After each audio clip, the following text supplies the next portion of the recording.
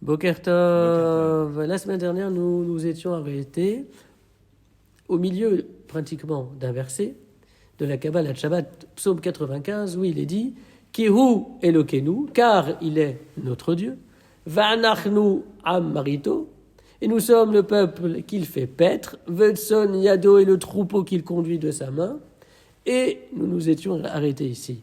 La fin du verset « Hayom im bekolo tishma'u » Hayom aujourd'hui, im bekolo si sa voix tishma'u, vous écoutez.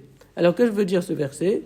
Le verset veut dire que Hachem sera notre Dieu dans le sens où il se manifestera en tant que tel. Il se révélera comme étant notre berger qui conduit, qui protège, qui assure la subsistance de son troupeau. À quel moment de l'histoire ? Le verset nous dit « Hayom aujourd'hui », mais ce aujourd'hui est conditionnel. Im bekolo tishma'u, si sa voix vous écoutez. Kol, le kol Hachem, la voix de Dieu. La voix de Dieu est en rapport avec deux événements qui sont célébrés par le Shabbat. Le Shabbat est célébré Zecher Lemaaseh Bereshit en souvenir de la création du monde et également Zecher L'Yetziat Mitzrayim en souvenir de la sortie d'Égypte. Or, la notion de kol, la voix de Dieu, est en rapport et avec la création du monde et avec la sortie d'Égypte. Pourquoi cela ? Parce que, comme le rappellent les Pirkei Avot, Ba'asara Ma'amarot Nivra Olam, le monde a été créé par 10 propos, par 10 paroles. Or, qui dit Ma'amar, qui dit propos, dit kol, dit voix.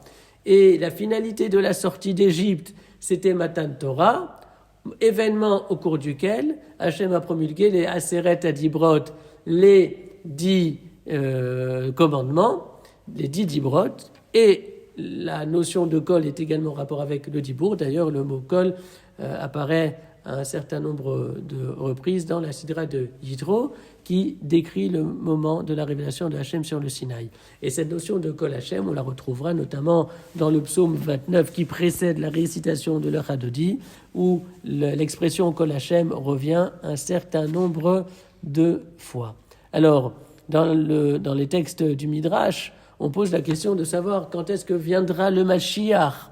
Et le Midrash répond toujours Hayom, aujourd'hui, im bekolo tishma'u, si vous écoutez sa voix. Et chaque Shabbat est comme une étincelle de ce Hayom, de ce jour, puisque le Shabbat est une anticipation du monde à venir, un moment particulier où l'on exprime notre aspiration profonde à voir enfin le Mashiach arriver.